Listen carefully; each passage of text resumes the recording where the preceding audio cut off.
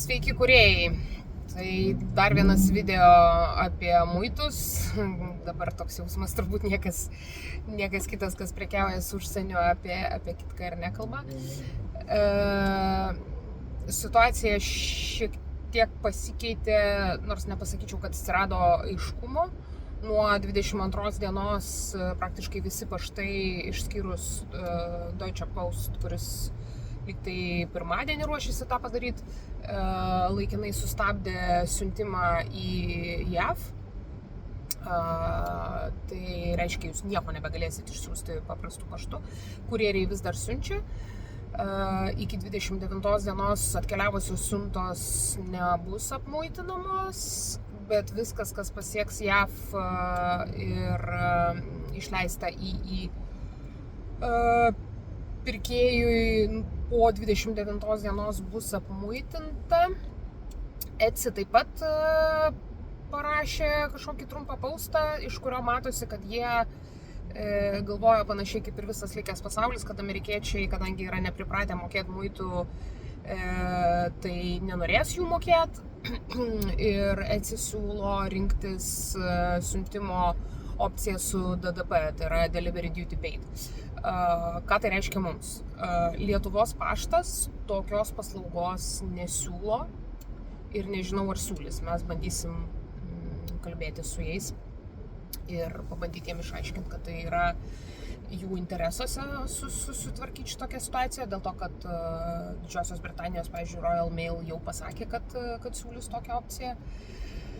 Dabar šitas variantas yra įmanomas su visais Express kurjeriais, tai reiškia DHL, UPS, FedEx'u, bet suprantama, jeigu jūsų siuntos yra lengvutės ir mažos ir ten kainuoja 20 ar mažiau dolerių, jums niekaip neapsimoka siųsti kurjeriais ir vien tik tais dėl to, kad galėtumėt siųsti su Duty Delivery Paid.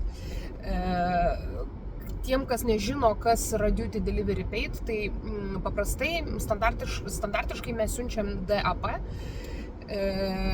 arba DDU, tas vadinamas Duty Delivery and Paid, arba Delivery, kažkaip ten neatsimenu, kaip tas DAP šifruojasi, bet esmė tokia, kad mes siunčiam taip, kad muitus visus privalo susimokėti gavėjas.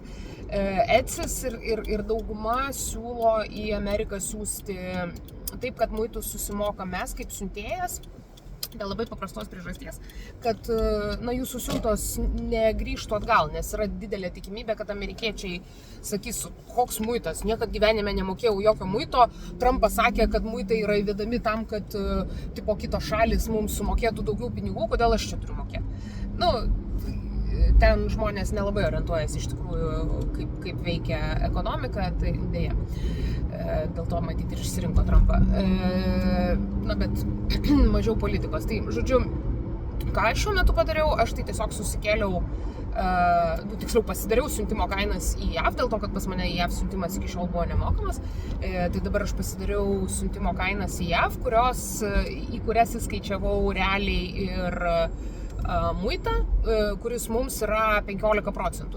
Vienintelis dalykas, ko aš dar nežinau, nes laukiu skambučio iš savo vadybininko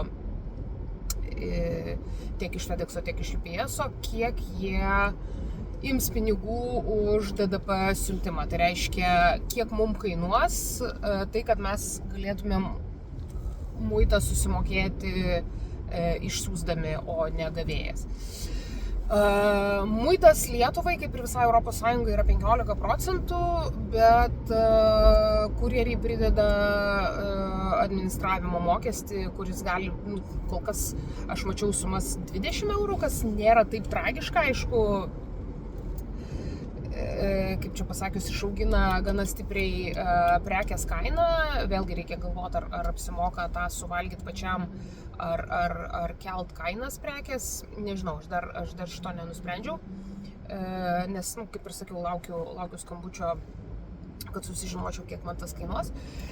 Aš siuntimo į Ameriką neišjungiau, tiesiog, kaip ir sakau, pasidariau siuntimo kainas, jas pasikėliau taip, kad atspindėtų, kiek man kainuos siųsti kurjerių, plus muito mokestis.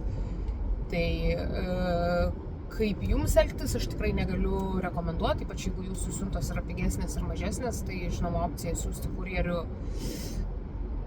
Kaip, jūs ją vis tiek galite siūsti, jeigu norės, tai pirks, bet aš suprantu, kad jinai tikrai nėra patraukli.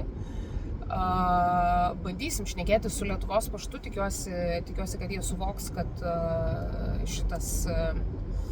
šitas pakeitimas kirs ir jiem per kišenę, dėl to, kad visi smulkieji prekeiviai, kurie, ta prasme, kūrėjai ir dropshipperiai ir taip toliau, dropshipperiam, aišku, mažiausiai rūpitas, bet tie, kas siuntė per Lietuvos paštą siuntas į Ameriką, jie tiesiog dings, jeigu Lietuvos paštas neturės DDP. Tai gal pavyks jiem kažkaip išaiškinti, kad tai yra jų pačių interesuose.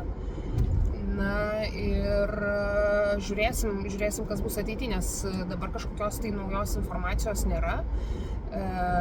Realiai turbūt pirmąją informaciją mes pradėsim gauti kokiai savaitei ar net daugiau praėjus po 29, dėl to, kad kai ateis 29 diena, tai prasidės chaosas, nes jie tikrai negali būti pasiruošę apdorot tokio kiekio siuntų, kurio jiems anksčiau nereikėjo apdorot, kurie tiesiog nuskanuodavo ir išleisdavo iš karto į apyvartą automatiškai. Dabar jiems viską reikės skanuoti, tikrinti kainas, skaičiuoti muitą arba dėti ten tą automatinį dydį, fiksuotą dydį, tai reiškia, bet vis tiek jį reikės skaičiuoti, nes reikės žiūrėti, iš kokios šalies yra atkeliavus prekė, nes skirtingos šalis turi skirtingus dydžius muitų.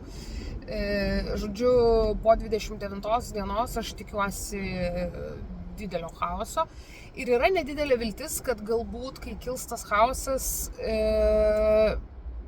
gal suspenduos šitą taisyklę, gal. Ta viltis yra labai nedidelė, bet jinai yra, turint omeny, kaip bendrai veikia Trumpo administracija, kaip ten viskas šokinėja, pirmyn atgal. Bet aišku, reikėtų vis tiek pasižiūrėti, kokias mes turim opcijas, ypač artėjant šventiniam sezonui ir kaip pasidaryti, kad ta prekyba nedingtų, kad mes vis tik turėtumėm tą kalėdinę prekybą. Tai nerekomenduoju sėdėti rankų sudėjus, rekomenduočiau pasiieškoti, pasidėlioti, kas yra įmanoma. Galbūt Lenkai netyčia, jeigu mūsų Lietuvos paštas nieko gero nepasiūlys, gal Lenkai susivoks, kad jiems reikia DDP variantą pasidaryti. Tai bus šiek tiek brangiau, bet vis tiek, sąlyginai normali suma. Tai va.